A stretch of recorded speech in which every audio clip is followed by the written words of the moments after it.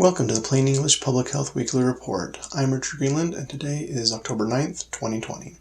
As always, we start with the COVID-19 statistics. Worldwide, we have nearly 37 million cases and nearly 1.1 million deaths. In the United States, we have over 7.8 million cases and over 217,000 deaths. Today, we will only mention one non-COVID bit of news.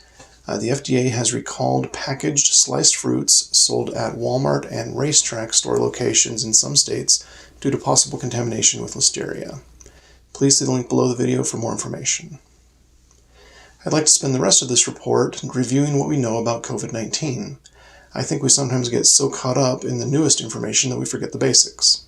Also, it's good to regroup every now and then to make sure we know where we currently stand in fighting the pandemic. So, let's start with what COVID-19 is. COVID-19 is a disease caused by the virus SARS-CoV-2. It's related to the SARS epidemic from the early 2000s and the MERS epidemic from the early 2010s. It's currently thought that COVID-19 started in Wuhan, China, since those are the earliest cases we have records for. There is a conspiracy theory about China making the virus in a lab as a biological weapon. At this time, however, there is no evidence that that is the case. In fact, all the evidence in the genetic makeup of the virus itself points to it forming naturally. It's thought to have transferred from bats to humans through some other animal, though scientists are not yet sure what that other animal was. So what are the symptoms of COVID-19? The most common symptoms are fever, cough, and fatigue. Other symptoms can include shortness of breath or difficulty breathing, muscle or body aches, headache, loss of taste or smell, sore throat, congestion or runny nose, nausea or vomiting, and diarrhea. Possibly up to 50% of people who get COVID-19 don't show any symptoms at all, but they can still be contagious. So who is most at risk? Well, everyone stands a fairly equal chance of getting COVID-19. The only real risk factor for getting it is not following the CDC guidelines. Once infected, however, those who are older and those with underlying health conditions have the highest risk of death or developing serious symptoms. Some underlying health conditions that are considered high risk include obesity, heart disease, cancer, diabetes, kidney disease, COPD, smoking, having an immunocompromised state from an organ transplant or disease such as HIV, sickle cell disease, high blood pressure, asthma, liver disease, and many others. There's a long, long list. If you have any chronic health conditions, most likely you're at higher risk. But you can check the link below the video to get the full list from the CDC website itself. So since it affects the elderly the most, are children safe or even immune from COVID-19? Well, it's true that children rarely have severe symptoms, but there have been some deaths, and some children have experienced long-term sicknesses. Children are not immune to COVID-19 and can catch it just as easily as adults. Little children seem to spread the virus less than teens and adults do, but they can still spread it to other children and also to adults. So how does the virus spread? While we still don't know all the answers to how it spreads, we believe that the most significant way it spreads is through respiratory droplets. Basically, whenever you cough, sneeze, sing, or even talk, you release droplets. Usually they're small enough that you don't even see them, but they're there. These droplets typically only travel about 6 feet, and they drop out of the air within seconds. So in order to get the virus through respiratory droplets, you would need to be very close to an infected person or touch an infected surface soon after the droplets landed on it, and then touch your nose, mouth, or eyes. Another way that the virus spreads is through aerosols, which are particles even smaller than respiratory droplets. Aerosols can be created through certain medical procedures, but the most common way that aerosols are produced is the same way respiratory droplets are: coughing, sneezing, singing, talking. Aerosols can travel much farther and stay in the air much longer than droplets can. They're smaller, so fewer virus particles can fit in them, but they are possibly more dangerous than droplets, specifically because aerosols are dangerous in enclosed spaces with poor ventilation. Since aerosols can hang in the air for a long time, it's possible for large amounts of the virus to just gather together and basically form an invisible cloud that people can walk through or they could otherwise get infected by. So outside or in large ventilated buildings, well-ventilated buildings, aerosols aren't really a concern just because they get dissipated, diluted, they just don't stick around. So aerosols aren't a concern there.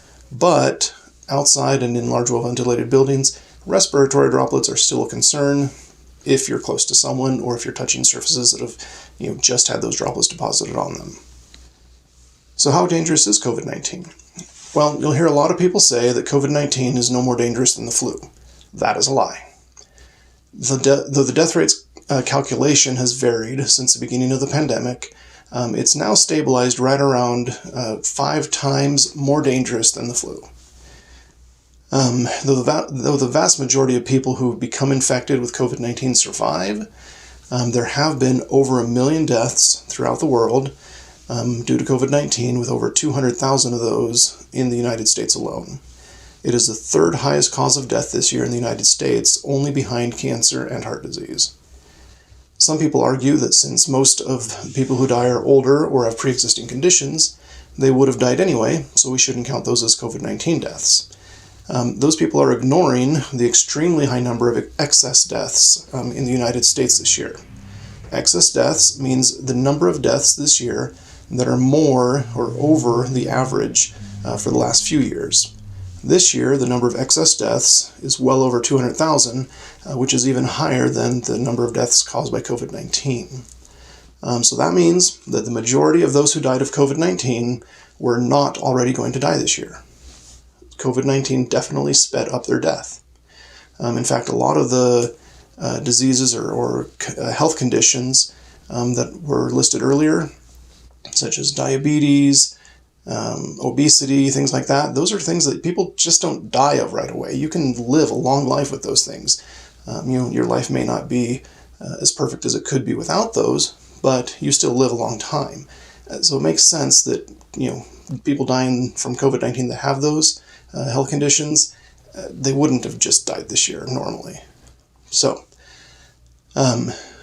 also it means that we are likely either underreporting COVID-19 deaths or the pandemic is causing more deaths than those just caused by the infection from the virus. For example, this could be deaths caused by not having enough resources, like hospital rooms, doctors, nurses, ventilators, or medications for other medical emergencies, because they're all being used by COVID-19 patients.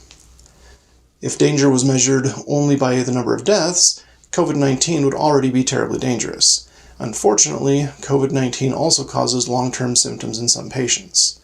Even when the initial symptoms disappear, the virus can cause long-term or even permanent heart, lung, kidney, and neurological problems. So how can you protect yourself and others? There are a few key ways to avoid getting the virus or giving it to other people. First, stay away from large groups. The more people around you, the more likely you are to have someone with the virus around you, and the more likely you are to spread the virus to others if you have it. Remember, you may have the virus and not know it because you're just not experiencing any symptoms. Second, maintain a distance of at least 6 feet from everyone not of your household. This helps keep you beyond the typical reach of respiratory droplets and is called social distancing. The more accurate term would probably be physical distancing, and some people do use that term, but for the most part you'll hear the term social distancing. Third, avoid small enclosed spaces, especially those with poor ventilation. As explained earlier, aerosols can cause havoc in small spaces. Most superspreader events have started in small crowded buildings such as bars, restaurants, and churches. Some studies have found that public transportation, like trains, buses, and airplanes, can also be high risk. Fourth, avoid touching your face. The main entry points for the virus are the nose, mouth, and eyes. The nose seems to be the most vulnerable to COVID-19 due to the types of cells found there. Even if your hands happen to touch something that was recently covered in infected respiratory droplets, you won't get sick unless you use your hands to then touch an entry point. The virus cannot get through your skin, but it loves the soft, moist tissue of your mouth, nose, and eyes. Fifth, wash your hands often. Washing with soap and water for at least 30 seconds, 20 seconds of that should be scrubbing vigorously, will deactivate the virus and get it off of your hands. If you're unable to wash your hands, the next best option is to use hand sanitizer. In order to be effective, make sure your hand sanitizer has at least 60% ethanol or 70% isopropyl alcohol. It should not contain any methanol because even in small amounts, methanol is toxic to humans. Sixth, wear a face mask. Early in the pandemic, the CDC and WHO both recommended not wearing face masks. That was just because the effectiveness of cloth masks was still not known, and the better N95 and surgical masks were in short supply. They wanted to make sure that healthcare workers had access to those masks because they needed them most. We now have many more masks due to a surge in production, and we also know that cloth masks do work. We know that even though cloth and surgical masks are only somewhat effective at blocking the virus from infecting the wearer of the mask, they are very good at blocking the virus from spreading from the wearer of the mask to other people. It's called source control. We're trying to stop the source of the virus, which could be yourself, from getting to others. So wearing a mask is much more important for protecting others than it is for protecting yourself. Since people can be contagious without showing symptoms, it's important that everyone wears a mask, just to be safe. Mask wearing, unfortunately, has become a bit of a political hot topic. It really shouldn't be controversial, but some people think that wearing a mask restricts their freedoms. Others argue that masks aren't effective or that only those who are high risk should wear them. Those arguments both focus on protecting the wearer and not protecting those around the wearer of the mask, which is where the masks really shine. Suffice it to say, there is a ton of evidence. If you've watched this report in the past, we've had all sorts of evidence presented. Also, there are multiple articles that I've put at the bottom of this video and on other reports in the past that you can go to and see all that evidence. So with all that evidence, anyone that believes that masks do not work just doesn't understand the science or is being willfully ignorant. When you wear a mask, make sure that it covers your nose, mouth, and chin. Avoid touching it except to put it on and take it off. Wash or sanitize your hands right after touching your mask. You may need to try a few different masks to find one that is comfortable so you can avoid touching it while you're wearing it. If you use a cloth mask, make sure to wash it regularly. If you use a surgical mask, dispose of it after use. N95 masks can be disinfected and reused, but after a few uses, they will also need to be thrown away. For ideas on caring for masks, you can click on the link to a previous report in the top right corner of the video. So are there treatments or vaccines for COVID-19? Well, a number of vaccines are in development. The ones that are closest to finishing may be ready by the end of the year, but it will likely be spring or summer of next year before there's enough of it for everyone. Because the vaccines are still being tested, we don't know yet how effective or safe they will be, but early results do look promising. The worst side effects seem to be fever, chills, and body aches that last for just one day. In addition to the promised vaccines, there are a number of treatments which reduce symptoms and risk of death, though none is truly effective enough to be called a cure, but they do definitely help. One overhyped treatment that proved to not work at all was hydroxychloroquine. Studies have now been run, and the results absolutely show that hydroxychloroquine not only doesn't work, but can cause other health issues and side effects for those who take it. So don't use it. Other treatments include various steroids, heartburn medications, and antibody treatments, to name a few. All work to some degree or another, but all need to be used under the supervision of a doctor. So what should you do if you get COVID-19? If you believe you have been infected, please reach out to your doctor. They will check your symptoms and can either give you a test right there, or they can direct you to the closest testing center in your area. It's especially important that you quarantine. For more information on quarantine procedures, please click the link in the top right corner, which will direct you to a previous report with more information on that. So many people ask, if I get COVID-19, am I now immune? That works that way for a lot of different viruses, but for COVID-19, we really just do not have a definite answer yet. Currently, the evidence suggests that you may be temporarily immune, possibly for 2 to 4 months, but you can get it again after that. It also seems, based on evidence that we've seen, that those who do get the virus again typically have milder symptoms the second time around or no symptoms at all, but that's not the case all the time. There have been a couple cases where they had, the second time around, they actually had worse symptoms. Since we just don't know enough about immunity for COVID-19 right now, the safe thing to do is to assume that you're not immune. Continue to follow all the CDC guidelines to protect yourself and others. So, anything else that's important to know about COVID-19? A few things. First, don't panic. We don't need to fear this virus. As long as we take the steps prescribed earlier, those precautions and everything, we should be fine. We can get through this together. Second, be kind. People have different views about everything, including COVID-19. Even though we may not agree with them, that doesn't mean we need to be disagreeable.